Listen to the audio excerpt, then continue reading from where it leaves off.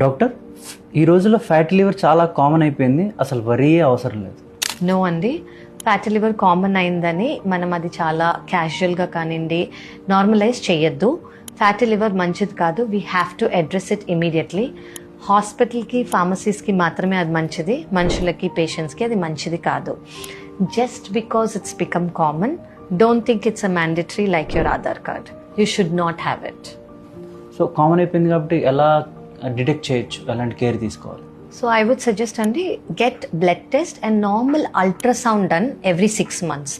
అల్ట్రాసౌండ్లో liver function టెస్ట్లో మనకి FibroScan అనేది చెయ్యాలా అవసరం లేదా అనేది మనకి తెలిసిపోతుంది. Generally liver function test and అల్ట్రాసౌండ్లో ఫ్యాటీ లివర్ ఉందా, అది మన లివర్ ఫంక్షన్ని ఎలా ఎఫెక్ట్ చేసింది అనేది అర్థమవుతుంది.